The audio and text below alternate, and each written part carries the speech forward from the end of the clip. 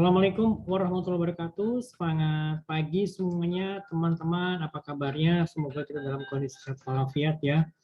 Tetap semangat menjalani hari-hari teman-teman semuanya ya. Oke, ini kita kembali lagi kepada pertemuan mata kuliah perilaku konsumen dan juga strategi pemasaran. Untuk pertemuan ke-12 ini kita akan membahas mengenai market strategi atau strategi pasar gitu ya. Jadi ini pembahasan lebih detail kita akan melihat kepada apa itu definisi pasar atau market. Kemudian juga saya tambahkan definisi pasar menurut Pak Hermawan Kertajaya. Kemudian juga ada beberapa tingkatan-tingkatan pasar, faktor-faktor yang menghambat optimalisasi potensi pasar, kemudian juga strategi pasar itu apa, jenis-jenis strategi pasar, dan juga faktor-faktor yang mendorong perusahaan untuk masuk ke global market itu apa-apa saja, itu saya ambil tambahannya. Kemudian juga ada apa, AEC Trade Agreement, karena kita bicara mengenai strategi strategi geografis pasar, jadi saya berikan beberapa tambahan materi, diantaranya adalah mengenai ASEAN Economic Committee, Asian Economic Community Trade Agreement. Kemudian juga ada beberapa langkah-langkah global dan model bisnis going global. Dan juga pruning of marketing marginal market strategy, kemudian juga key market strategy, dan juga harvesting strategy. Oke, ini saya langsung saja share screen. Kita lihat untuk definisi daripada pasar itu apa.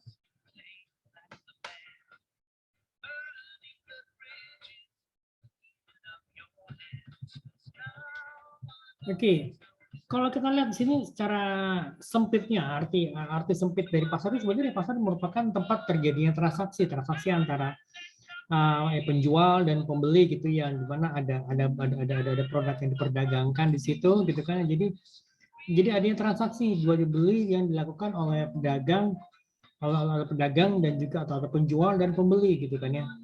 Nah, kalau secara luas pasar itu adalah merupakan tempat bertemunya penjual yang mempunyai kemampuan untuk menjual produk ataupun jasa ataupun gabungan produk dan jasa ya, dan juga pembeli yang mempunyai yang memiliki uang untuk membeli produk atau barang dengan harga tertentu. Jadi kembali lagi di sini ya ada penjual dan pembeli, kemudian juga ada tempatnya, tempat itu tempat bertemunya penjual dan pembeli ini yang gitu kan, dan juga ya adanya barang gitu kan, barang dengan harga tertentu gitu loh.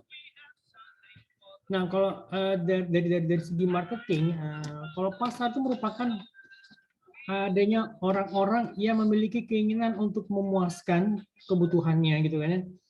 Uang untuk berbelanja dan juga kemauan untuk membelanjakan. Jadi ada orangnya, kemudian juga ada uangnya, dan juga ada kemauan untuk berbelanja. Jadi ada tiga unsur: orang, kemudian juga uang, dan juga kemauan, willingness to buy gitu loh. Oke, ini kalau menurut William J. Stanton ya, dalam bukunya yang terbitkannya di tahun 1993. Nah, kalau kita lihat di sini ukuran pasar itu bergantung kepada jumlah orang yang memiliki kebutuhan dan juga keinginan spesifik. Jadi ada kebutuhan dan juga keinginan, dan needs and wants gitu.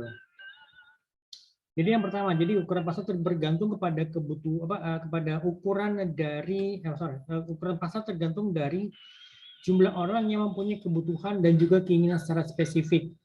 Kemudian juga mempunyai daya beli atau buying power. Ya kan, baik itu dari sumber daya finansial atau juga akses kepada sumber daya yang bersangkutan, dan juga bersedia untuk melakukan transaksi pembelian untuk memenuhi kebutuhan dan juga keinginannya. Gitu. Oke, sekarang kita bicara mengenai tingkatan pasar. Jadi pasar itu dibagi dalam beberapa tingkat.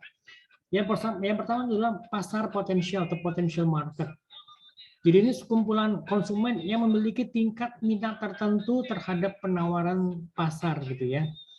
Lalu yang kedua, available market atau pasar tersedia. Jadi sekumpulan konsumen yang memiliki minat, penghasilan, dan juga akses pada penawaran pasar tertentu.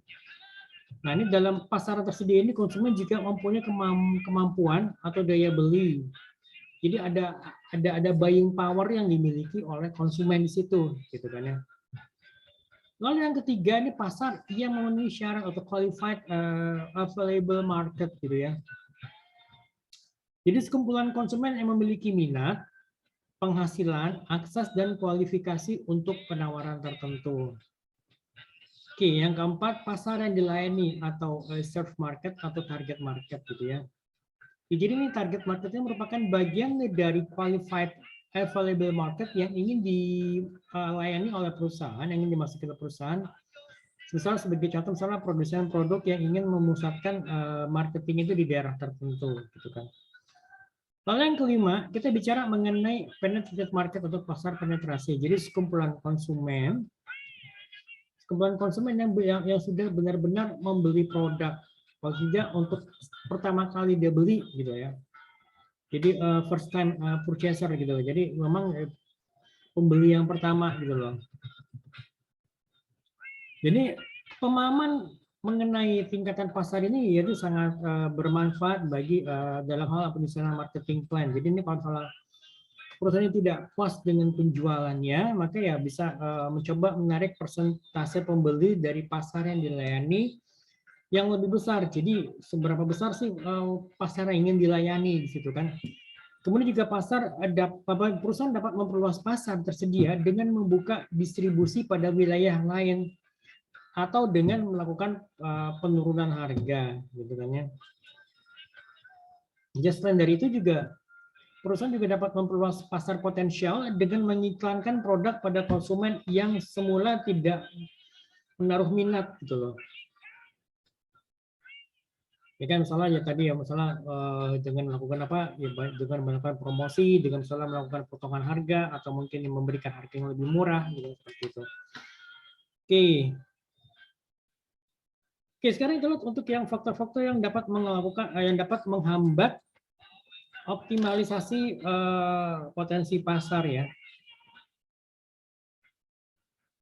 Oke, sini kita lihat sini pertama adalah mengenai awareness-nya. Awareness-nya walaupun jadi konsumen itu tahu mengenai keberadaan produk tertentu, tapi belum tentu bisa memahami nilai potensial produk yang bersangkutan jika belum mengerti manfaat-manfaat spesifiknya.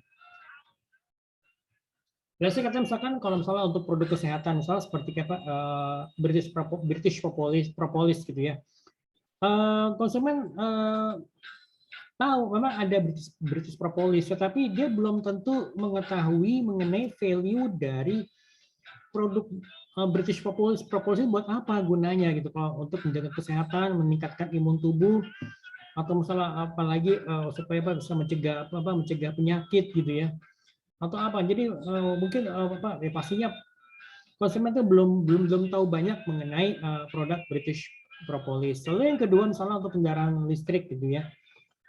Kendaraan listrik misalnya seperti kayak mobil Tesla gitu kan. Ya pasti pasti masyarakat sudah banyak yang tahu mengenai mobil listrik misalnya dengan brand Tesla-nya Elon Musk gitu kan. Tetapi konsumen tuh belum melihat apa sih manfaatnya, kalau belum melihat value-nya atau manfaat dari produk mobil listrik ini gitu loh. Buat apa sih pakai mobil listrik? Ya gue aja pakai mobil gue yang diesel atau mobil yang bensin ini udah cukup kok gitu loh. Ya kan dipakai kemana-mana bisa, asal pakai keluar kota, dipakai masalah untuk pulang kampung sudah lebih dari cukup gitu. Nanti kalau misalnya pakai mobil listrik bagaimana gitu kan, kepikiran. Nanti gimana misalkan kalau tiba-tiba di tengah jalan misalnya baterainya udah mau habis, baterai sudah mau udah perlu diisi lagi, di-charge lagi, nge-charge gimana kan, kalau mau berpikir seperti itu gitu. Oke, kemudian untuk tingkat availability. Jadi permintaan pasar itu terimbas secara negatif apabila pasokan atau ketersediaan produk itu mengalami hambatan. Layanan pendukung ini sudah nggak support dan juga jejaring distribusi itu nggak efektif gitu ya. Ya contohnya misalkan seperti kayak dalam beberapa yang sudah beberapa baru-baru ini aja gitu ya, beberapa sebulan yang lalu lah. Itu mengenai masalah seperti minyak goreng gitu kan. minyak goreng ini kan bisa dibilang saat itu kan langka gitu, bahkan sama sekali tidak ada, dicari di mana-mana pun, dicari pasar tradisional, di warung sebelah, warung tetangga, sampai ke Indomaret, Alfamart, itu ke pasar, pasar modern, pasar tradisional tuh sama itu nggak ada, hilang gitu kan. Ya kan itu ya bahkan ya kita susah nyarinya kan, kalaupun ada kok harganya tinggi gitu kan. Ini kan larinya kemana gitu kan. Kemudian juga misalnya misalkan seperti kayak misalnya beberapa air mineral, misalnya beberapa brand air mineral mungkin kalau pada saat libur Lebaran itu, libur panjang, soalnya libur Lebaran itu ya, itu eh, distribusinya tuh bisa Pak, aqua, terutama misalnya kayak aqua galon itu ya, distribusi itu bermasalah dalam artian ya belum belum ada misalnya ya misalnya di warung habis, mungkin memang maaf, di Indomaret habis nggak ada. Kemudian ya kan masih menunggu kiriman salah dari distributor aquanya, misal seperti itu kan, itu jadi imbasnya tuh jadi negatif gitu kan ya. Oke, kemudian juga yang ketiga adalah ability to use gitu kan. Jadi ability to use itu adalah ekspansi pasarnya dipengaruhi juga oleh kemampuan dari konsumen untuk bisa menggunakan produk gitu kan ya.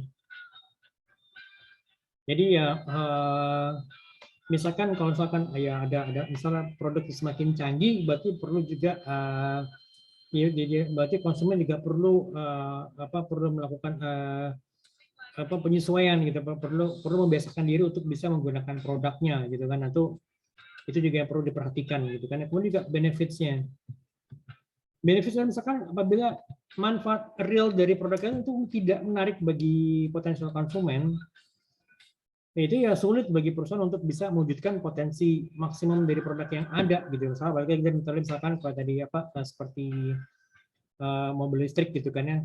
Mobil listrik itu mungkin saat ini mungkin konsumen tuh belum melihat gitu ya, apa sih manfaatnya gitu loh.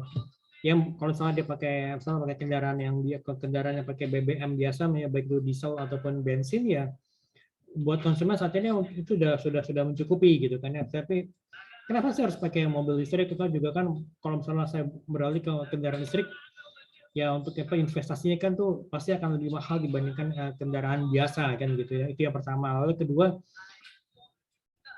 ini kan yang kedua itu misalkan kalau saya misalnya baterainya dia mau habis, susah saya perjalanan keluar kota bagaimana kan gitu. Jadi itu jadi yang jadi concernnya gitu kan. Jadi konsumen juga belum melihat bahwa oh ternyata kalau saya ke mobil listrik itu dia bisa bisa emisi gas buangnya itu misalnya nol. Itu juga misalnya untuk mobil listrik juga saat ini ya misalnya tidak dikenakan tidak dikenakan peraturan ganjil genap misalnya kan. Ya, seperti itu. Kemudian juga affordability di manfaat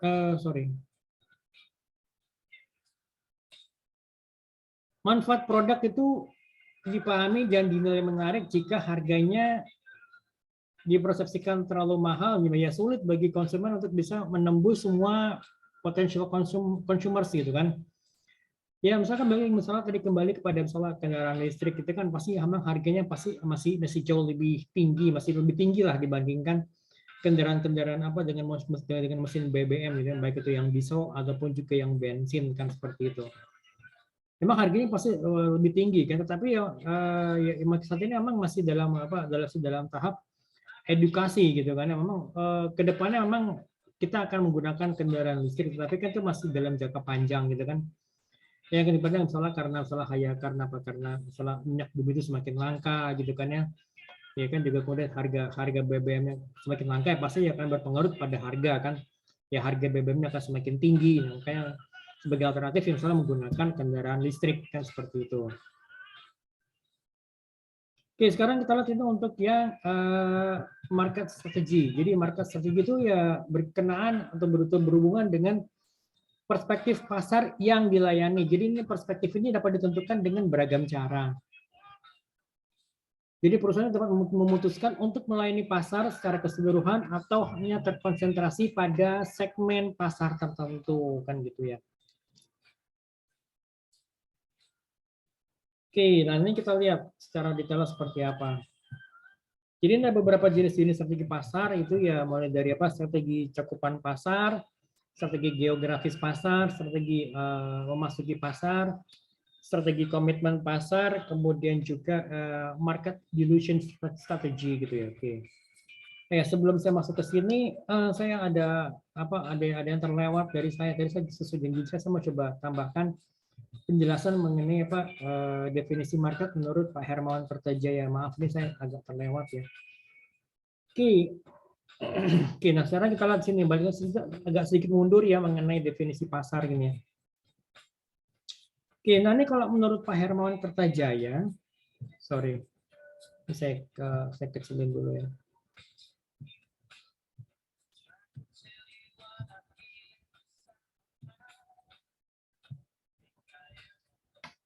Jadi ini kalau menurut Pak Hermawan Kertajaya, market atau pasar itu lebih penting dibandingkan marketingnya itu sendiri gitu loh. Jadi dengan lingkungan bisnis yang turbulen saat ini ya, dengan adanya apa, dengan adanya COVID yang pernah saya jelaskan 3D sebelumnya, ada di apa namanya, ada sorry kok jadi lupa ya. Maaf. Dengan kondisi apa, dengan market yang yang turbulen jadi marketnya bergejolak gitu ya, dengan ada apa, disrupsi digital, disrupsi milenial, dan juga disrupsi COVID-19 gitu kan. Jadi marketnya itu turbulen, marketnya itu bergejolak gitu. Jadi ini setiap bisnis harus bisa menang dalam lingkungan yang terus berubah gitu kan. Jadi ya dengan demikian marketingnya juga harus diinterpretasikan sebagai dealing with the market gitu kan ya. Ya berarti apa ya, kita ini harus dinamis dan intensif berinteraksi dengan marketnya kita ini. Jadi bukan hanya sekedar commercial market atau yang sekedar berdagang, tapi juga kompetensi market dan juga capital market gitu kan ya. Nah, jadi ini Pak Hermawan itu menjelaskan bahwa adanya mengembangkan model sustainable marketing enterprise untuk menyikapi dengan kondisi pasar yang turbulen seperti ini ya. Jadi S&B model itu merupakan model yang diredefinisi, yang sifatnya komprehensif dan juga sederhana, tetapi solid menurut dia gitu ya. Model ini meredefinisi konsep marketing yang sebelumnya dikenal hanya sebagai sebuah konsep fungsional. Marketing juga harus menjadi sebuah konsep bisnis strategis yang bertujuan untuk meraih kepuasan berkelanjutan bagi 3 stakeholder utama, itu adalah customer, itu kan pelanggan, people, dan juga shareholders atau para pemegang saham. Nah, ini marketingnya juga dapat dipandang menurut 3 dimensi yang sifatnya strategis. Yang pertama adalah outlook, yang kedua arsitektur, dan juga yang ketiga scorecard, gitu kan ya. Jadi hal ini melibatkan 3 aktivitas strategis, itu melakukan kajian terhadap landscape bisnis di masa yang akan datang, merancang serta melaksanakan arsitektur bisnis, baik itu dari segmentasi, targeting, positioning, kemudian juga diferensiasi, marketing mix, ya kan? Yang seperti saya jelaskan minggu yang lalu kan ada segmentasi, targeting, kemudian juga positioning, diferensiasi. Bagaimana kita bisa mendiferensiasikan diri kita terhadap pesaing. Kemudian juga marketing mix, jadi ya itu bauran pemasaran yang 4P, produk, price, promotion, dan place. Kemudian juga penjualannya, kemudian brand kita, service, dan juga proses, dan akhirnya menyeimbangkan value proposition kita bagi para stakeholder yang utama. Itu kan, ini bisa dilihat di sini gambarnya seperti ini.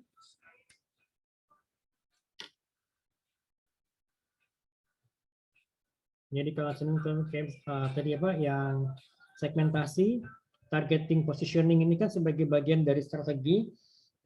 Sorry. Kemudian juga differentiation, marketing mix, selling sebagai bagian daripada arsitektur ini.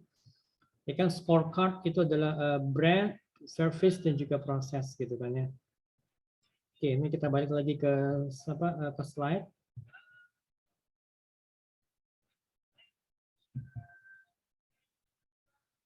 Oke, balik lagi pada setelah kita membahas mengenai jenis-jenis strategi pasar yang tadi yang sudah dijelaskan, ada strategi cakupan pasar, strategi geografis pasar, strategi memasuki pasar, strategi komitmen pasar, market dilution strategy, dan juga atau juga ada beberapa lagi keterangan tambahan dari saya mengenai faktor-faktor yang mendorong perusahaan itu masuk ke global market, karena kita bicara mengenai strategi geografis pasar ya. Oke, kita lihat satu persatu ya teman-teman ya. Strategi cakupan pasar. Jadi ini strategi cakupan pasarnya dibagi menjadi tiga strategi ya. Strategi pasar tunggal, strategi multi pasar atau multi market strategi, dan juga strategi pasar keseluruhan. Apa itu strategi pasar tunggal? Jadi pasar ini biasanya dijalankan oleh bisnis yang baru atau perusahaan yang baru atau perusahaan yang memang kecil ukurannya gitu kan. Jadi yang setiap perusahaan yang masuk ke dalam pasar tunggal karena memiliki keterbatasan sumber daya, ya kan, sumber daya finansialnya, sumber daya manusianya gitu kan ya, dan juga misalnya sumber daya asetnya, misalnya untuk mesin-mesin pabriknya, untuk bisa mencapai posisi yang kuat gitu kan ya. Kemudian juga tujuan dari strategi pasar tunggal ini adalah mencari segmen pasar atau ceruk pasar yang unik yang masih diabaikan dan kurang dilayani. Jadi perusahaan akan berusaha mencakup kebutuhan yang ada di pasar tersebut. Ya misalnya kalau kalian teman-teman pernah mendengar apa yang namanya produk kopi Liong gitu ya. Ini kalian misalnya bisa temukan di daerah Bogor, gitu kan, daerah Bogor dan sekitarnya. Ya, saya pernah tuh ke daerah Cibinong gitu kan, saya nongkrong bareng sama teman-teman tuh, saya lihat ada kopi Liong, itu saya coba dan itu memang enak gitu. Jadi itu kopi Liong itu hanya ada di wilayah Bogor dan sekitarnya. Walaupun juga misalnya mungkin teman-teman bisa melihat di Jakarta mungkin tuh nggak banyak gitu kan, mungkin juga karena bagi mungkin mereka yang sering ke Bogor atau mereka yang ngambil dari pabriknya atau distributor yang di Bogor kemudian jual di Jakarta, nah seperti itu kan.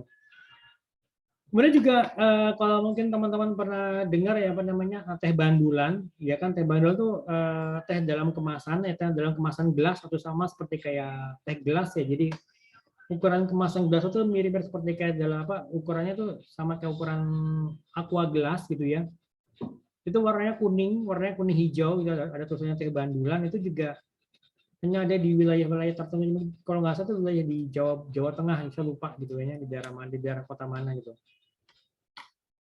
Oke, nah itu seperti jadi yang pasarnya tunggal, jadi hanya pada pasar daerah tertentu saja gitu kan. Oke, sekarang kita lihat kepada strategi pasar regional gitu kan. Ini kita teman bisa baca sendiri. Oh sorry, strategi multi pasar. Jadi perusahaan akan beroperasi tidak hanya dalam satu pasar saja, tapi juga dalam beberapa pasar atau beberapa segmen ya. Tujuan dari strategi multi pasar ini adalah untuk mendiversifikasikan atau mengurangi risiko sehingga tidak bergantung pada satu segmen tertentu saja. Perusahaannya tidak bergantung hanya pada satu pasar. Jika terjadi kegagalan atau mungkin risiko, misalnya pasarnya drop gitu, mungkin buying powernya atau pasar itu sudah drop atau mungkin pasarnya itu juga sudah jenuh. Jadi ya perusahaan itu bisa mencari masih bisa memiliki pasar yang lain, dan hal ini ya kalau salah satu pasar tertentu drop ya tidak akan mengganggu operasional bisnis perusahaan kan gitu ya. Dan ini perusahaan yang menjual produk-produk yang berbeda ini pasti dia akan melayani segmen yang berbeda. Misalkan kalau kalian tahu mungkin produk deodoran Rexona gitu kan. Rexona itu kan dia malah awalnya kan sebagai produk yang ditujukan hanya untuk kalau pasar wanita kan. Jadi ya konsumennya wanita kan gitu. Dan sekarang Rexona itu sudah masuk ke pasar pria kan gitu, dengan menawarkan Rexona Furman gitu kan ya. Jadi dia melayani multi pasar. Jadi selain dari pasar pasar perempuan, dan juga melayani pasar laki-laki kan seperti itu. Oke, next, perusahaan ini mendistribusikan produk yang sama dalam segmen pasar yang berbeda. Jadi syarat keberhasilan strategi ini jadi memilih dan mempertimbangkan dengan teliti, kemudian juga ya dengan teliti dan seksama, dan juga ya mereka tuh harus bisa memilih pasar itu dengan hati-hati. Segmen mana nih yang mau saya layani? Kalau misalkan antara tadi kalau misalnya yang Rexona tadi semua sudah terbiasa untuk melayani segmen pasar wanita, dan juga masyarakat itu sudah terbiasa kalau merek deodoran Rexona itu adalah merek untuk wanita, berarti ya Rexona itu harus melakukan edukasi pasar edukasi pasar di pasar laki-laki bahwa Rexona juga punya produk untuk laki-laki kan seperti itu.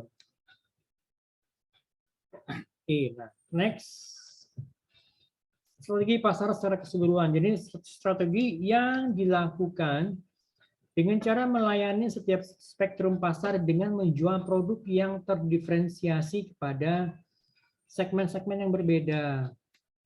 Tujuannya apa? Jadi untuk memenangkan persaingan dan dari produk-produk yang sudah ada di pasar. Jadi adalah untuk supaya perusahaan bisa merebut market share gitu kan. Kalau bahkan menguasai pasar gitu kan.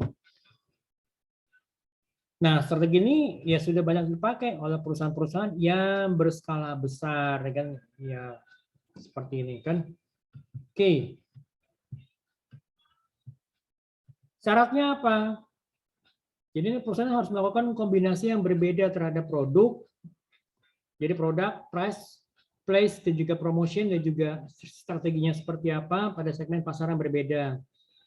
Ya misalkan apa namanya, seperti misalkan teh pucuk itu kan dia itu dikeluarkan oleh Mayora kan. Mayora memang kan dia fokusnya kan pada pada makanan ringan kan gitu ya, snacks kan. Kemudian Mayora itu meluncurkan produk minuman kan yang namanya teh pucuk, dan ini ya pastinya strateginya akan sangat berbeda kalau dibandingkan dengan strategi produk-produk snack kan gitu ya. Ya pertama ya jenis produknya berbeda kan.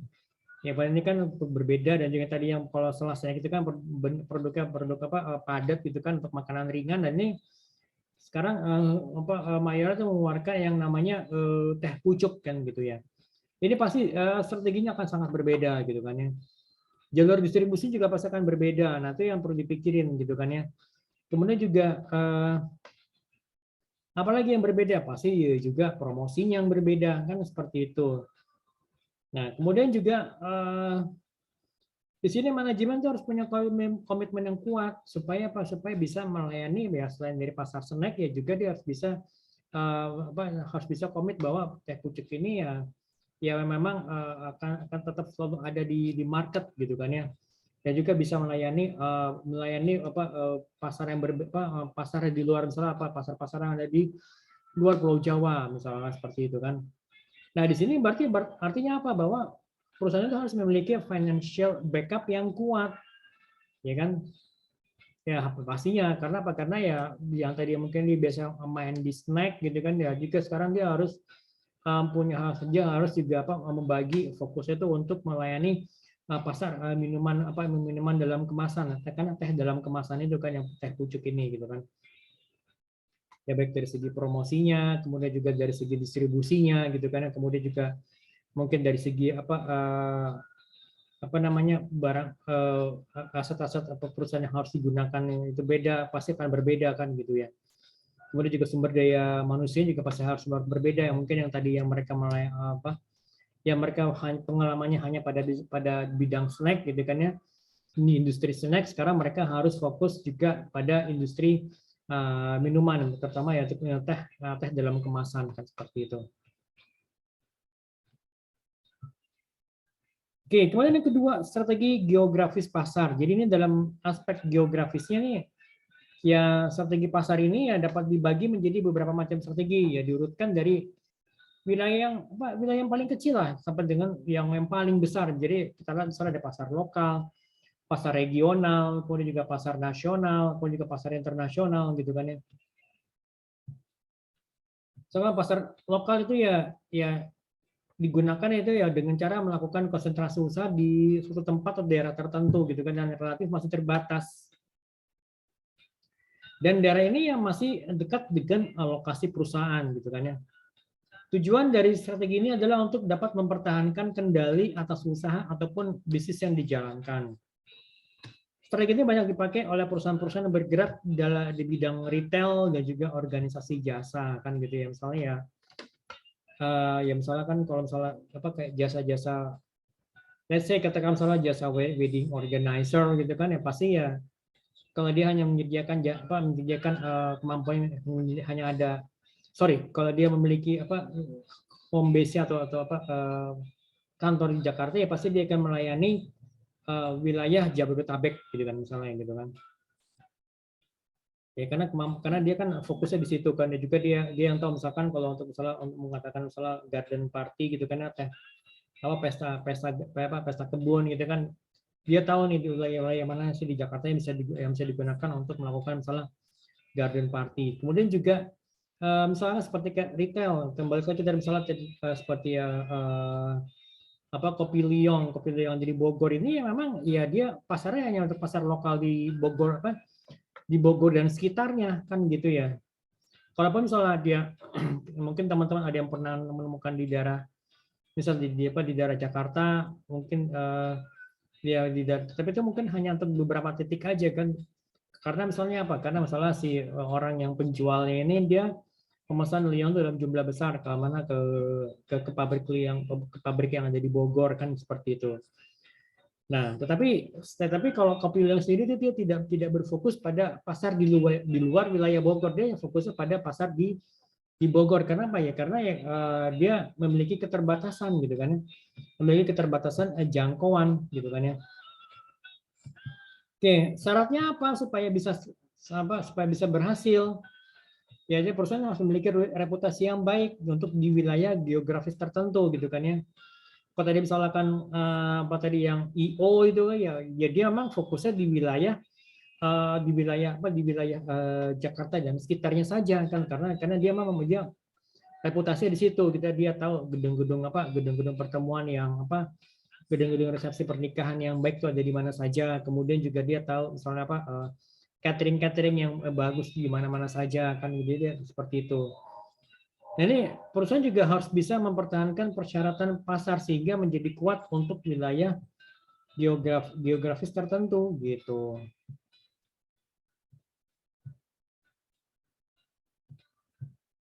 Oke. Lalu yang kedua, strategi pasar regional. Strategi ini diterapkan oleh perusahaan yang beroperasi di beberapa provinsi, misalnya di 2 atau 3 provinsi ataupun wilayah dari suatu negara. Misalnya untuk menguasai wilayah pasar Pulau Jawa gitu kan ya. Jadi sasaran utama yang wajib dimiliki oleh perusahaan adalah pertama, mendiversifikasikan risiko. Jadi supaya apa? Supaya profitnya tetap terjaga. Walaupun terjadi misalnya risiko di wilayah tertentu, misalnya ada risiko misalnya di wilayah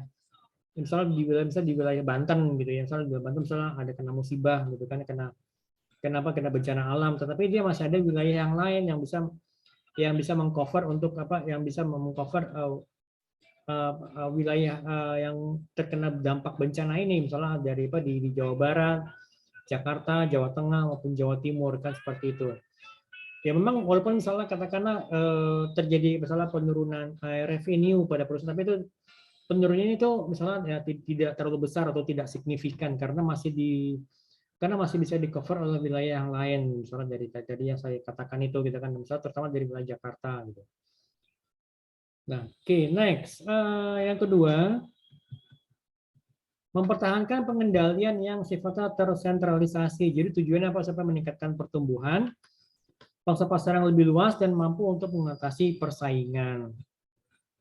Jadi secara berdasarkan strategi ini, jadi adanya komitmen keseriusan dari manajemen untuk melakukan ekspansi. Jadi ini dari pihak manajemen perusahaan serius nggak sih? Dia memang serius nggak mau melayani wilayah Pulau Jawa dan sekitarnya, misalnya Pulau Jawa dan Jawa, Madura dan Bali kan gitu ya.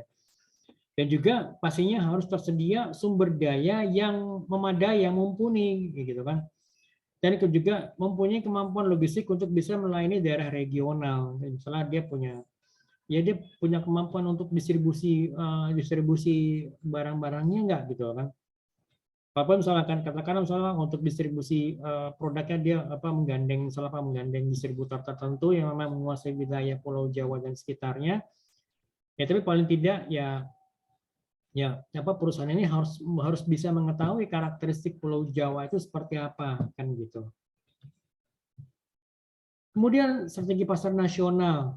Jadi ini ya ditandai dengan perusahaan ini beroperasi secara nasional. Tujuannya apa? Untuk meningkatkan pertumbuhan, baik itu pertumbuhan pasar, pertumbuhan revenue gitu kan, dan juga memperluas jangkauan pelayanannya gitu kan ya. Ya kan misalnya katakanlah kalau kalian pernah lihat misalnya apa kendaraan merek Wuling, ya kan merek Wuling itu kan merek yang berasal dari apa yang dari China, ya kan. Nah, pada saat di awal Wuling ini masuk ke pasar Indonesia, apa yang dilakukan?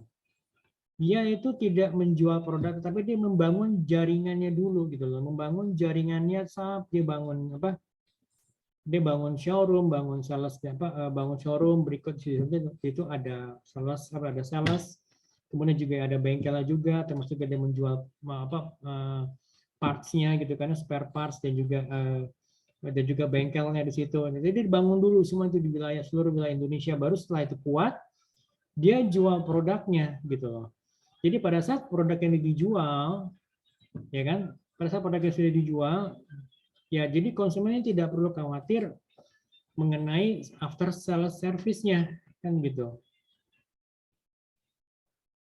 Nah, jadi di sini memang harus ada apa? Harus ada keseriusan, harus ada komitmen dari top level management bahwa ya memang kalau Wuling itu memang dia punya komitmen untuk melayani wilayah pasar nasional gitu loh. Ini kan akan berbeda dengan misalnya dengan produk-produk otomotif China sebelumnya kan gitu ya, dia hanya ada di wilayah apa hanya di Jakarta dan sekitarnya, Jabodetabek itu pun juga sekarang masih ada nggak kan, itu mungkin malah sekarang mungkin udah tutup kali gitu kan, dia hanya jualan hanya jualan produk otomotif, tapi dia tidak disupport oleh after sales service-nya, ya orang yang nggak akan mau beli kan gitu ya. Nah di sini balik pada Wuling punya komitmen yang kuat bahwa mereka serius melayani wilayah Indonesia, jadi beroperasi di wilayah Indonesia secara nasional gitu kan ya. Lalu yang kedua pasti ya sumber daya modalnya ya financial backup-nya harus kuat gitu karena jadi si Wuling ini nggak hanya sekedar bangun jaringan distribusi, tetapi juga dia membangun pabriknya di Indonesia kan gitu. Jadi memang sudah terlihat jelas adanya komitmen yang kuat ya, dari top level manajemen Wuling gitu kan ya. Lalu yang ketiga ya Wuling pasti dia ya memang dia berani mengambil risiko ya kan. Ya risikonya besar karena apa? Karena misalnya pasar otomotif di Indonesia ini kan memang sudah dikuasai oleh beberapa brand tertentu kan, misalnya seperti ya Toyota, kemudian juga apa ada Daihatsu, kemudian juga apalagi ada Mitsubishi gitu kan, dan juga ada Pak Suzuki kan gitu seperti itu kan. Apalagi misalnya untuk kendaraan keluarga kan misalnya di Toyota dia punya ya ada Avanza gitu kan ya, kemudian di Daihatsu kan juga ada Xenia, kemudian di Mitsubishi kan juga dia punya Expander dan gitu, ada juga yang lebih tinggi lagi ada Pajero, kemudian juga di Suzuki kan juga dia punya dia punya EPV gitu, juga ada beberapa yang lain lagi kan seperti itu. Nah di sini memang ya pastinya Wuling ya sudah aware bahwa kemungkinan untuk besar kemungkinan risiko untuk gagalnya besar gitu. Kalaupun juga mereka masih bisa kalaupun juga mereka bisa bertahan ya pasti kan juga mereka tuh balik modalnya tuh kan akan memakan waktu yang lama kan seperti itu. Lalu yang ketiga ini adalah strategi pasar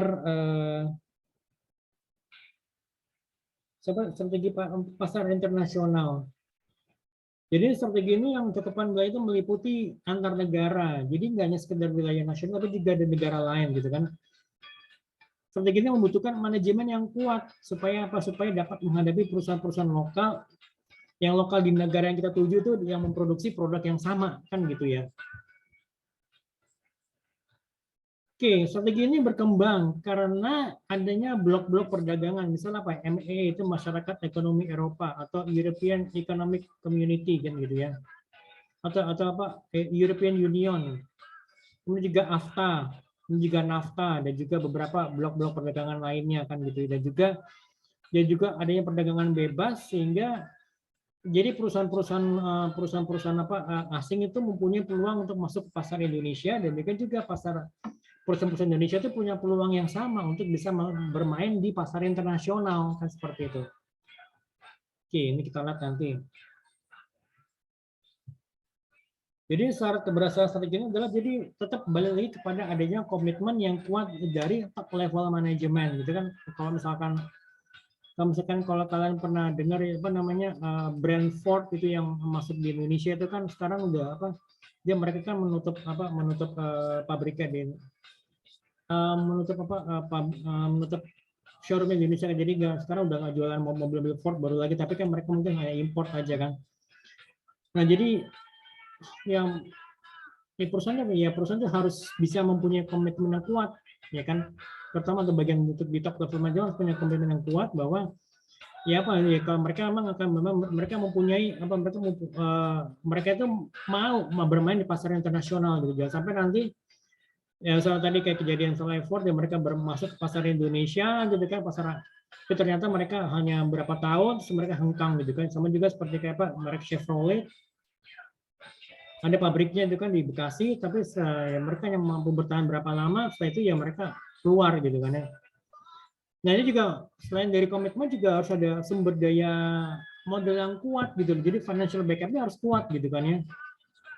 Jadi dari itu juga harus mempunyai pemahaman mengenai pasar internasional gitu ya, terutama untuk di negara yang mau kita masukin gitu. Misalkan kayak pasar China itu pasti akan berbeda dibandingkan soalnya dengan pasar Singapura kan gitu ya. Ya pasti emang jauh lebih besar duitnya itu, jauh lebih besar konsumennya yang ada di China dibandingkan Singapura. Tapi di sini tapi kalau kita lihat di sini walaupun sama-sama di negara Asia gitu kan ya, tapi karakteristiknya berbeda, dan ini perusahaannya harus tahu gitu kan. Bagaimana karakteristik misalnya kalau kita masuk ke pasar Singapura, bagaimana karakteristik misalnya ke pasar China. Belum lagi misalkan bagaimana kalau kita mau masuk ke pasar Jepang itu kan pasti karakteristik konsumen akan sangat berbeda kan, seperti itu gitu. Oke, next. Strategi memasuki pasar.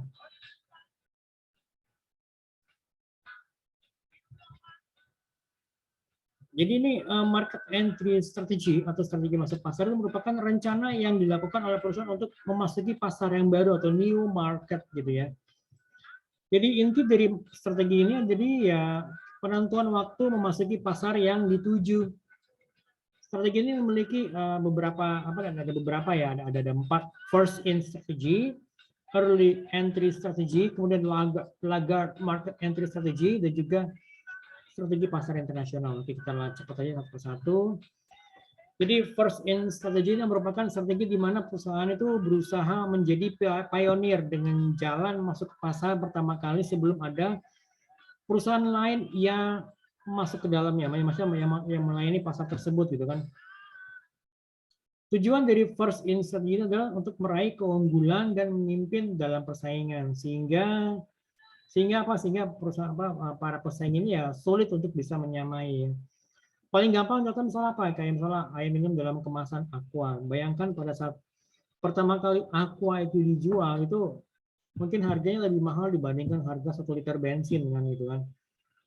Ya kan, karena pas saat itu pendiri aqua itu Pak Tirtonya itu, Pak Tirto almarhum itu dia berpikir bahwa suatu saat itu masyarakat itu akan membutuhkan air minum dalam kemasan. Kalau pada saat itu kan pada saat awal-awalnya di zaman dulu itu kan memang kita kan kalau mau minum air putih itu kan hanya cukup itu kan yang air keran yang kan ya, air keran kita masukin ke dalam ceret ini kita masak gitu kan sampai mendidih, ya kan kita tunggu sebentar ya, setelah udah agak-agak setelah agak-agak adem baru kita tuangin ke dalam botol, misalnya botol beling gitu kan ya, botol beling ya kita masukin ke dalam kulkas gitu kan, atau mungkin ya kita taruh di luar gitu kalau misalnya nggak pengen, kalau misalnya airnya supaya tetap adem dan tidak dingin kan gitu.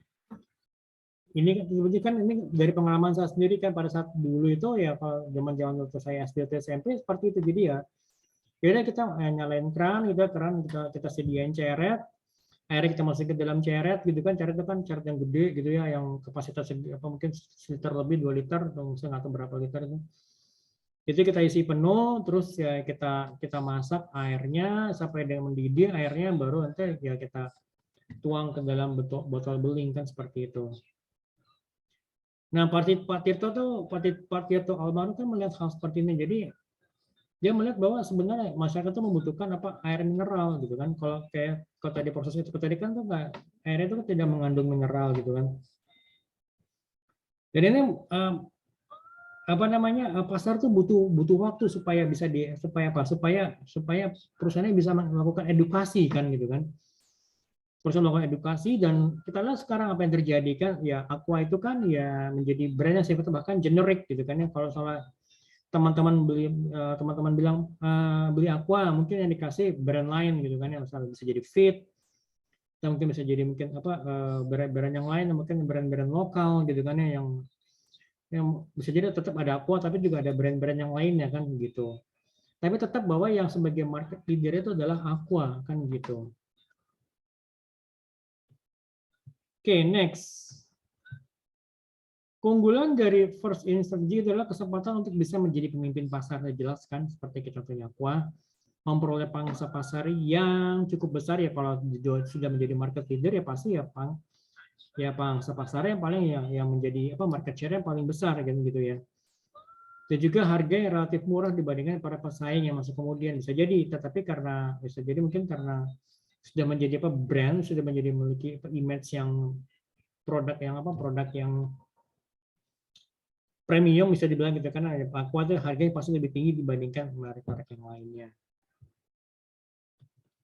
Tapi juga perusahaan juga perlu mengetahui apa yang menjadi risikonya. Jadi membutuhkan investasi yang besar itu pasti karena apa? Karena perusahaan perlu melakukan edukasi pasar dan itu membutuhkan waktu kan gitu ya. Lalu yang kedua itu adanya risiko kegagalan dalam mengenalkan produk baru ini atau jadi pada saat kita mengedukasi pasar pada saat perusahaan melakukan edukasi pasar ya pasti ada kemungkinan untuk gagalnya kan gitu. Lalu yang ketiga biaya research yang cukup besar. Ya kan bagaimana supaya kita bisa mengedukasi pasar dengan apa ya dengan cepat, bagaimana kita bisa mengedukasi pasar yang jadi bahasa yang kita sesuaikan dengan bahasa yang apa bahasa target pasar kita mungkin gitu. Ya kan kalau kita ngomong sama orang yang ada di Jawa dengan ngomong dengan konsumen kita yang ada di luar Jawa itu pasti berbeda. Dan ini kan kita perlu tahu nih bagaimana karakteristik dari konsumen yang kita tuju.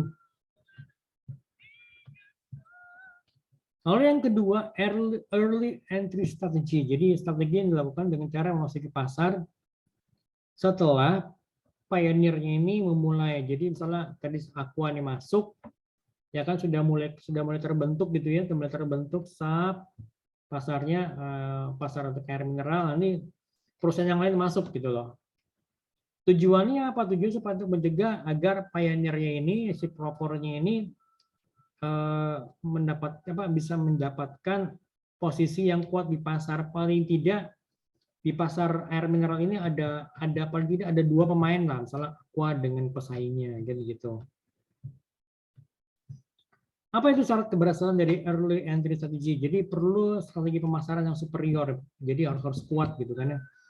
Tetap sumber dayanya itu harus kuat. Jadi selain dari sumber daya finansial, ya sumber daya manusia juga harus kuat dan juga ya apa namanya sumber daya asetnya itu yang mesin-mesin produksinya itu juga harus kuat dan juga distribusinya yang harus kuat gitu. Lalu yang ketiga harus ada komitmen yang kuat ya kan dari top level manajemen perusahaan untuk mau menantang market leader gitu loh. Ya kan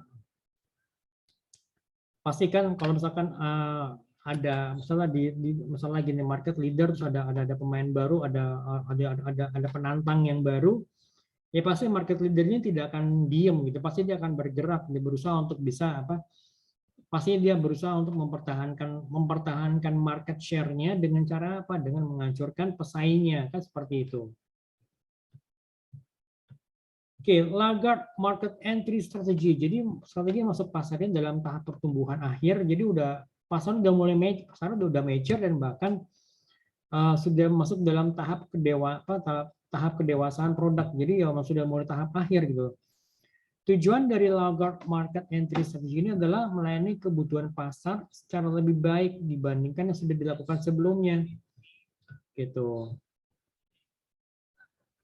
Jadi ada beberapa cara. Jadi imitator, jadi dia meniru. Tujuannya apa? Untuk bisa menjangkau bagian dari pasar yang tidak memiliki kesetiaan atau loyalitas, gitu kan. Lalu yang kedua, initiator. Initiator jadi masuk ke pasar dengan strategi pemasaran sifatnya non-konvensional. Jadi melalui kondisi status quo, setelah mengembangkan berbagai pemikiran inovatif, lalu masuk ke pasar dengan produk yang baru. Ini peluang sukses bagi inisiator diperoleh melalui eksploitasi perubahan teknologi, menghindari persaingan langsung, dan mengubah struktur bisnis yang sudah ada. Oke, kemudian yang kita lihat kepada apa strategi komitmen pasar ini, kalau bisa coba cek sini, jadi ada beberapa. Strategi komitmen pasar terdiri dari strong commitment strategy, kemudian average commitment strategy, dan juga light commitment strategy. Ini teman-teman bisa baca sendiri. Jadi ada 3, kemudian saya mencoba langsung jump to market dilution strategy. Jika ini saya akan coba cek. Jadi strategi yang digunakan pada saat perusahaan itu memandang bahwa manfaat keseluruhan yang diperolehnya dari pasar tertentu, baik saat ini maupun pasar potensial, manfaat potensial itu jauh lebih kecil dibandingkan manfaat yang diperoleh dari pasar lainnya. Jadi ini ada 4 ya. Jadi the marketing strategy, pruning of marginal market strategy, key market strategy, dan juga harvesting strategy. Oke, teman-teman bisa baca sendiri. Sini saya mau coba langsung masuk kepada beberapa ada faktor-faktor yang mendorong perusahaan itu untuk masuk ke pasar global. Itu apa saja sih? Oke, sekarang kita lihat satu persatu ya. Oke, saya akan share screen.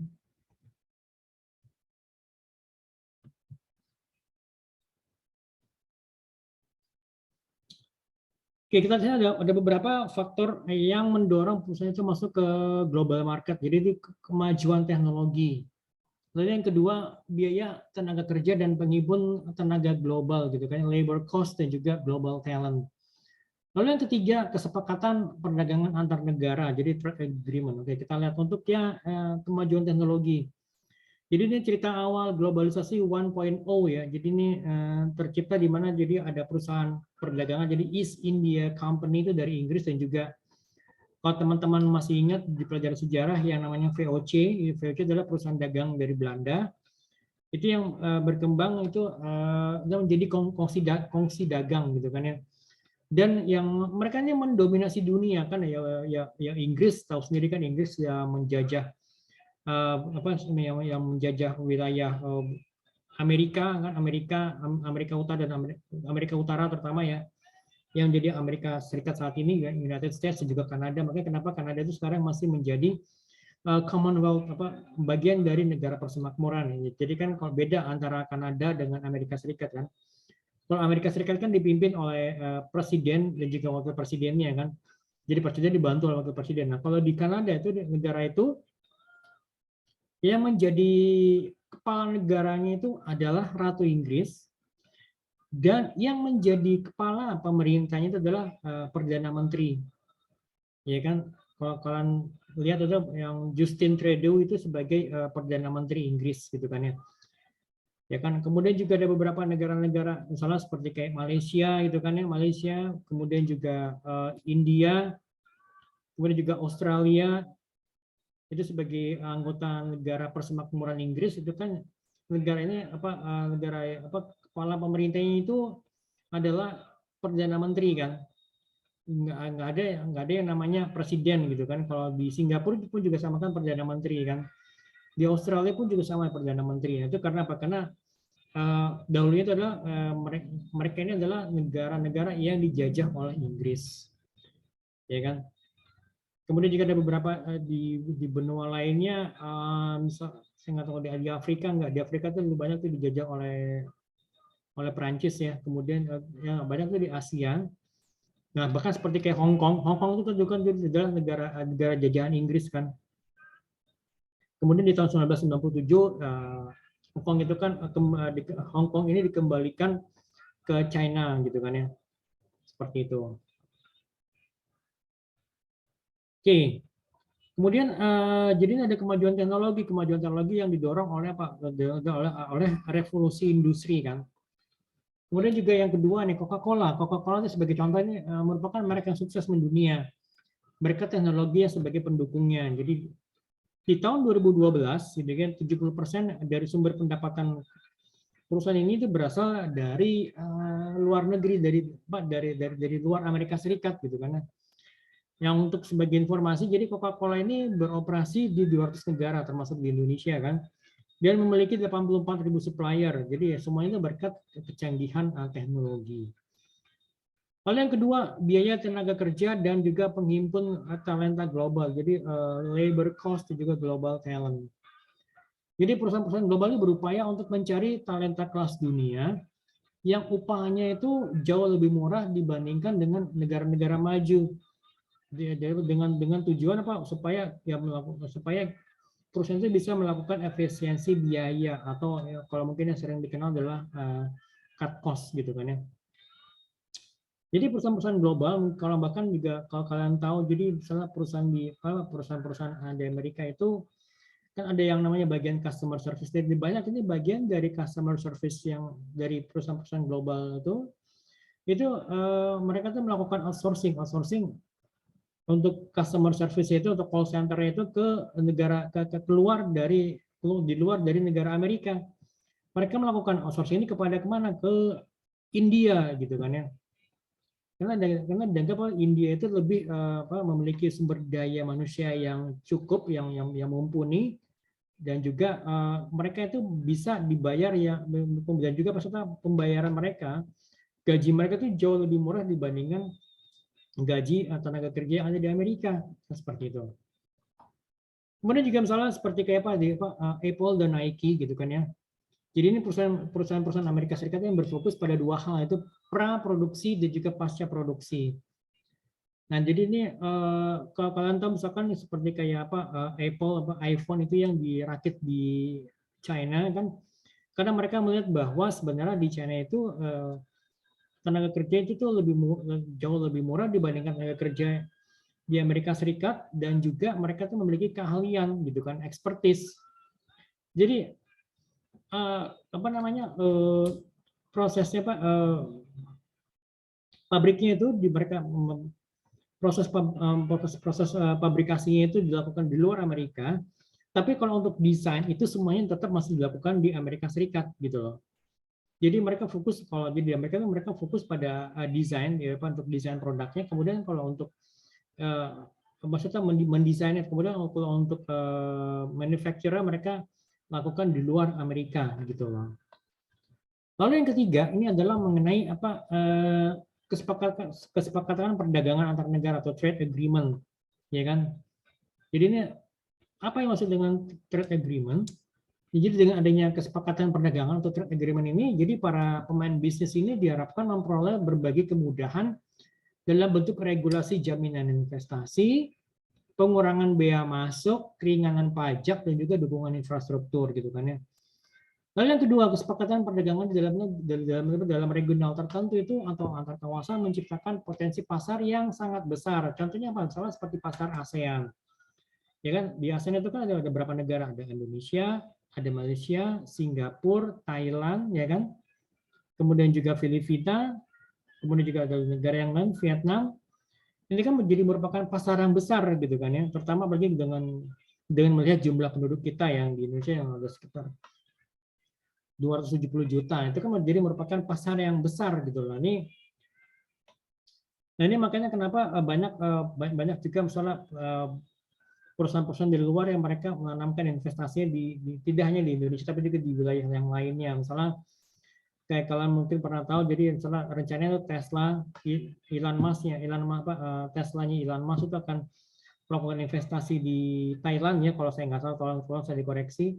Kemudian juga pasti perusahaan-perusahaan otomotif di Jepang itu kan mereka sudah melakukan investasi di Indonesia dan juga di Thailand kan, seperti itu. Misalnya kayak Toyota, itu kan investasinya kan sudah banyak kan di Indonesia.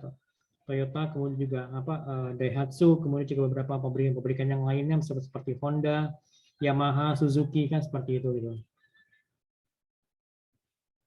Nah, ini kesepakatan perdagangan di dalam regional tertentu atau antar kawasan ini menciptakan potensi pasar yang sangat besar, tadi saya jelaskan ya kan, apalagi dengan Indonesia dengan 270 juta penduduk, kemudian juga ditambah dengan apa Malaysia, kemudian juga Malaysia, Brunei Darussalam, Singapura, kemudian Filipina, Vietnam, dan itu kan merupakan potensi pasar yang besar di situ gitu loh.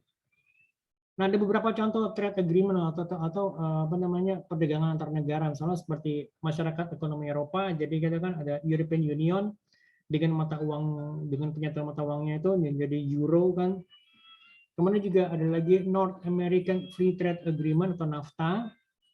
Kemudian juga ASEAN Economic Community atau masyarakat ekonomi ASEAN yang sekarang sudah terjalin gitu kan ya.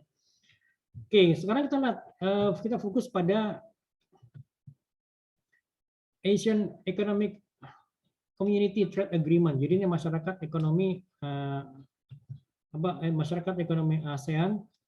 Jadi ada beberapa perjanjian perdagangan itu. Yang pertama adalah free trade on goods. Jadi ini bebas bea gitu, bebas biaya untuk perdagangan itu untuk barang-barang. Jadi yang pertama adalah kita semuanya mengeliminate, menghapus semua tarif perdagangan, kemudian juga menghapuskan semua halangan sifatnya non tarif gitu ya, kemudian juga peraturan-peraturan dan juga klasifikasi industri yang sifatnya sensitif, kemudian juga menciptakan menciptakan prosedur perdagangan yang harmonisasi yang mudah, kemudian yang juga standar, yang sudah terstandar gitu kan. Lalu yang kedua free trade in services, jadi ini perdagangan bebas dalam untuk jasa. Jadi sini adanya fasilitas cross border interaction, jadi ini interaksi di batas negara, jadi kan. Kemudian juga mengeliminate, menghapuskan semua peraturan-peraturan yang menghambat antar perdagangan regional. Dan juga yang perlu diperhatikan adalah free flow of skilled labor. Jadi ini intinya adalah bahwa orang dari negara lain, misalnya dari Malaysia, Singapura, mereka bebas bekerja di Indonesia. Demikian juga kita juga bebas untuk mengirimkan tenaga kerja kita keluar negeri. Tentunya tenaga kerja yang terlatih, yang misalnya lulusan S1, lulusan S2 untuk misalnya bekerja di luar negeri, misalnya di Malaysia, di Singapura, atau di Filipina kan gitu loh. Jadi nggak hanya sekedar kita yang kebanjiran tenaga kerja, tapi kita juga bisa mengirimkan tenaga kerja ke luar negeri seperti itu kan gitu ya. Gitu. Oke, sekarang next kita lihat di sini bagaimana supaya kita bisa going global gitu kan. Pastinya pertama ya kita harus mengetahui bisnis internasional gitu kan. Langkah dasarnya adalah memetakan kapasitas bisnis orang-orang yang akan ditugaskan, kemudian nilai-nilai perusahaan, company value seperti apa, dan juga potensi bisnis yang akan dikejar itu seperti apa. Jadi perusahaan harus bisa menganalisa kapabilitas diri terlebih dahulu. Lalu perusahaan harus bisa mengetahui budaya masyarakat setempat, gitu kan ya. Jadi every company must begin and end by thinking locally. Jadi ya perusahaan itu harus bisa berpikir, harus memulai dan juga berpikir secara lokal, gitu kan ya. Ini artinya apa? Bahwa selain mengetahui aspek strategis dan juga teknis dalam ekspansi pasar, perusahaan juga harus bisa benar-benar mengetahui budaya masyarakat setempat sehingga produknya ini ya bisa lokal sesuai dengan kebutuhan masyarakat setempat. Ya, misalnya di wilayah Indonesia pasti kan kalau misalnya perusahaan asing ini mau jual makanan ya pasti yang perlu diperhatikan adalah apakah makanan ini halal atau tidak kan gitu ya. Apakah makanan ini mengandung bahan-bahan yang mengandung jenis-jenis bahan-bahan makanan yang bagi umat muslim itu tidak bisa dikonsumsi, misalnya mengandung B2 atau mengandung yang lainnya, misalnya mengandung alkohol, itu kan tidak bisa dikonsumsi. Jadi itu yang perlu diperhatikan gitu. Lalu yang kedua mengidentifikasi dan juga memahami pasar gitu ya. Jadi adanya kewajiban memahami pasar yang dituju dan juga konsumen yang dibidiknya gitu kan. Tujuannya adalah untuk mengetahui sejauh mana tingkat kecocokan produk ataupun layanan yang dimilikinya untuk melayani jenis pasar dan konsumen yang baru ini gitu kan. Pada karakteristik pasar ini kita bisa mengidentifikasi melalui tingkat kompetensi dan produksi dengan calon pesaing, demografi penduduknya, dan juga tren ekonominya, keterbukaan pasarnya gitu kan, infrastruktur jaringan distribusi yang ada, kemudian mayoritas bahasa yang digunakan, bentuk kesepakatan perdagangan antar negara dan juga lainnya. Kemudian yang ketiga, creating business plan and entry strategy. Jadi ya pada tahap ini ya sejumlah pertanyaan-pertanyaan penting yang akan menjadi panduan bagi perusahaan itu ya seperti misalnya gini, bisnis model apa yang akan diadopsi gitu kan, entry strategi apa yang akan digunakan, bagaimana produk harus bisa comply pada regulasi di negara tujuan tersebut gitu kan ya. Nah seperti itu. Oke, kemudian juga finding and evaluating the people. Jadi salah satu kemampuan yang harus dimiliki oleh perusahaan itu adalah mencari talenta global yang dibutuhkan oleh perusahaan. Keterampilan dasar yang harus dimiliki itu diantaranya great sales skills, ketertarikan terhadap pasar global, kemampuan berbahasa, kemampuan lintas budaya, keterampilan berkomunikasi dan juga lainnya. Nah juga ada 3 jenis talenta yang harus dicari, yaitu yang dari internal perusahaan, ya kan, internal team, atau dari luar outside resource team, dan juga talenta dari lokal negara yang lokal negara yang tempat perusahaan itu beroperasi gitu kan ya. Lalu yang kelima, think local and act local. Intinya adalah walaupun kita nih hidup di tengah dunia yang saling terkoneksi satu dengan yang lainnya, tapi tidak serta-merta kita menjadi global citizens gitu. Kita akan menjadi sangat lokal, kita akan menjadi warga negara lokal gitu kan, local citizens. Pada prinsip kelima ini ya setiap perusahaan itu harus bisa berpikir dan bertindak lokal sesuai dengan kondisi di host countries-nya, sesuai dengan kondisi di negara tuan rumah, ya kan. Strategi melokal ini merupakan point of differentiation yang ampuh bagi perusahaan yang beroperasi di banyak negara. Nah ini saya coba bahas seperti ada beberapa model bisnis untuk going global ya, branch gitu kan. Jadi kita buka cabang di luar negeri, kita buka cabang di negara tujuh, kemudian kita mengakuisisi perusahaan lokalnya, atau kita melakukan aliansi, partnership, atau mungkin melakukan joint venture, atau juga misalnya melakukan franchise, misalnya seperti kayak McD, KFC, kemudian juga beberapa brand seperti Hyatt gitu kan, atau kita mencari distributor lokal, atau kita menunjuk sole distributor misalnya untuk produk-produk tertentu gitu kan, misalnya untuk produk-produk IT. Jadi ada lokal distributor yang mewakili brand kita, brand dari luar negeri, berikut juga dengan service-nya gitu kan. Kemudian juga lisensi, atau mungkin juga bahkan ya yang terakhir ini yang mungkin butuh investasi yang sangat besar. Jadi kita memiliki fasilitas dan juga memiliki pabrik sendiri gitu kan, seperti yang dilakukan oleh pabrikan otomotif Wuling gitu kan ya. Dia buka jaringan distribusinya sendiri di Indonesia, dia perkuat dulu jaringan distribusinya sembari dia bangun pabriknya. Setelah semuanya kuat baru dia jualan kan gitu. Oke, itu aja dari saya untuk pertemuan ke-12. Untuk pertemuan ke-12 itu topiknya adalah mengenai strategi pasar. Oke, bagi teman-teman yang ingin melakukan yang ada pertanyaan atau mungkin yang ada yang ingin disampaikan, bisa hubungi saya di Japri atau di grup gitu ya, oke. Dan juga jangan lupa untuk yang tugas yang pertemuan 11 yang minggu yang lalu yang sudah hari Sabtu yang lalu yang saya kasih ke teman-teman, nanti tolong untuk coba mulai buat orat-oratnya mulai dikerjakan. Kalau misalnya masih ada yang ingin tanyakan, masih ada yang bingung, nanti juga bisa sampaikan kepada saya gitu ya, oke. Itu sih dari saya untuk pertemuan ke-12 kali ini. Terima kasih banyak semuanya teman-teman, tetap jaga kesehatan, dan juga kita ketemu lagi minggu depan. Assalamualaikum warahmatullahi wabarakatuh.